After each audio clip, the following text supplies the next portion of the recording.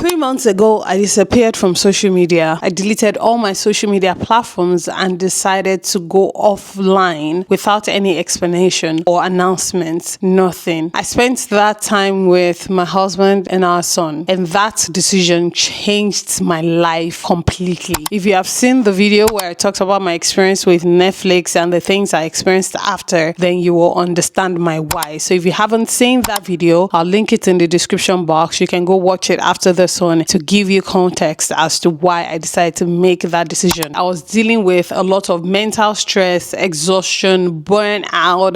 I was heartbroken, was emotionally unstable. I just had a lot of issues going on that required me to remove myself from the public eye, not just in terms of creating, but also in terms of consuming as well. I'll share with you 7 lessons that I learned that make me say that decision changed my life completely. So make sure to watch this video in its entirety. Number 1, silencing the noise is necessary for you to face the truth. In that period, I was still showing up. That's why everything I was going through, I was still showing up. I was creating content. I was in the public eye, acting as if I was great. I was responding to comments and posting stories. I kept showing up and I did not deal with the internal issues I was going through. I did not face it. I did not stare it in the face to see how I could heal and move past it. I just kept pushing it aside and pushing it under the rug and showing up. But it wasn't until the moment when I decided to just remove myself completely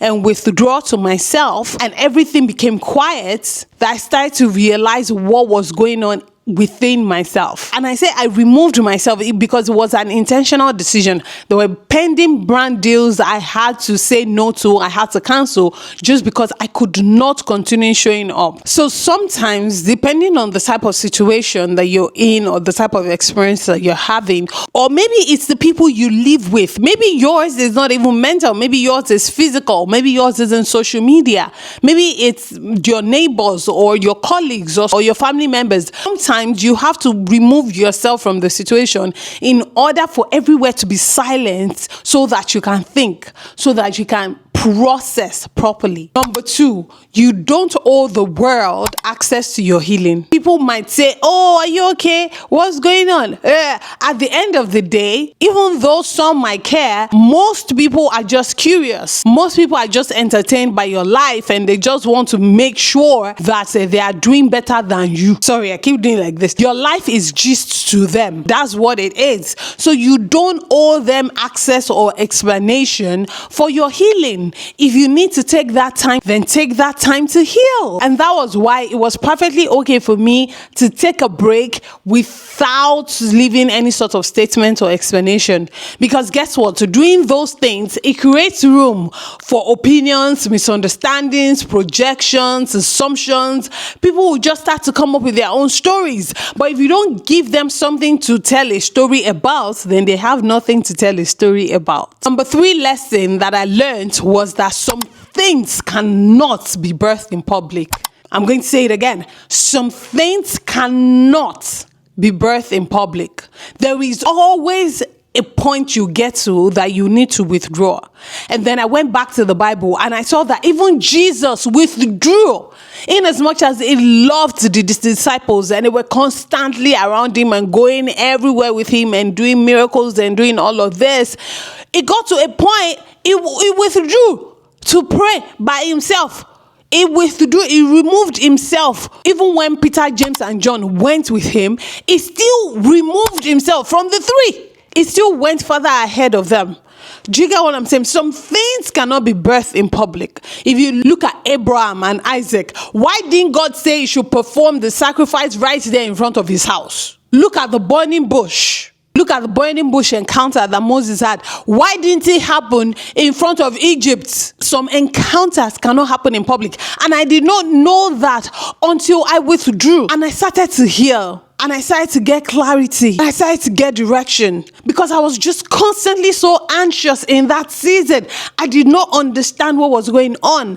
I was restless and I did not understand it yet. I was posting, I was scrolling on social media, consuming this, consuming that until I removed myself. And look at what has been birthed in private.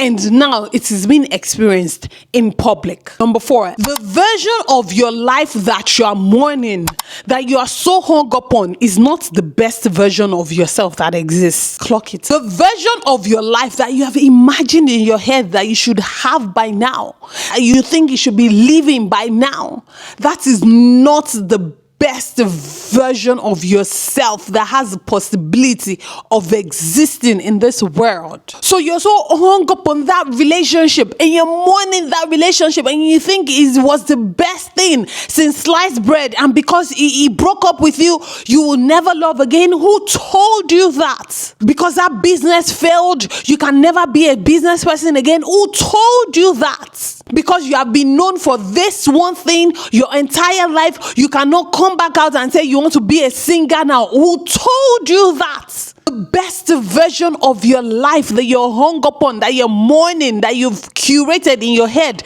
that is not the best version that exists for you. Because your best days are still ahead of you. So you can always wake up tomorrow and say you want to be a singer. The world will adjust. They'll get used to it. But I did not know that until I withdrew. And I went off of social media for 3 months.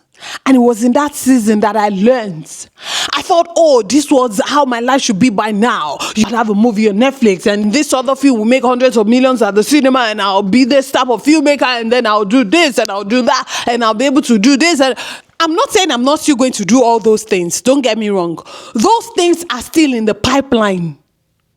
They are not out to the window. And that is going to lead me to my number 5 lesson, which is the fact that sometimes you have to take a step back in order to move forward. Because when you take a step back, you can get a good picture of everything. You can see clearly. You can realign. You can reinvent yourself. You can say, oh, you know what? That destination I've been trying to get to, that is not the road to it. If I go back and I take left, even though I took right the other time, if I take left, I'll be able to do this and this, and I'll still get to that place that I'm trying to get to. Sometimes you have to take a step back and have a holistic view of the picture. There is a reason wide angles exist in movies and close-ups exist. There are things you will see in the wide angle lens, which you can see right now, but if I were to crop this frame a lot closer, you will not see them. Point made. Number 6 lesson that I learned from removing myself from social media for 3 months is that God speaks loudest in the quiet. If you're saying you cannot hear God, maybe you are deafened by the noise in the world. Maybe God is speaking, but you can't hear him because of the amount of information you are consuming. You wake up in the morning, the first thing you do is pick up your phone. You have not spoken to God. You have consumed what 100 people are doing with their lives. Who is in Mauritius and who is at the White House and who got this brand deal and who is... You have consumed 100, and then you now remember, oh, I need to talk to God, but I'm in a hurry. I need to get to work. So I'll pray on the way to work. And you say you cannot hear God. God is speaking, but it's too noisy where you are to hear him. If you're interested in this type of content, please subscribe to the channel, thumbs up the video, and let me know in the comment section which of these lessons resonate with you the most. Number 7, you think you cannot live without it, even though you haven't tried living without it.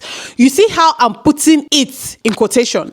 It is because it could be anything. I'm not just talking about social media here. It could be that relationship that you know it's unhealthy for you. That friendship that you know is dragging you down. That job that you're miserable at. That it could be anything. It could be sugar. Yes, in my case. Because I am such a sweet tooth. And I say, oh, how can I eat oatmeal and not put sugar? I could not imagine it. Guess who is sitting in front of you right now, speaking to you right now, and eats our oatmeal without sugar, and it is absolutely delicious. Yours truly. You think you cannot live without it, even though you haven't tried living without it. Be it a man, be it a relationship, be it an ex that you are missing, and you keep wanting to call. Have you tried living without it? The best, the absolute best that you can be is ahead of you. It is not behind you. You should check out either of these videos. I'm sure they'll be incredibly valuable to you. Also subscribe to the channel, thumbs up the video, and like I said, let me know in the comment section if this was valuable to you. Thank you so much for watching, and I'll see you in the next one. Mwah.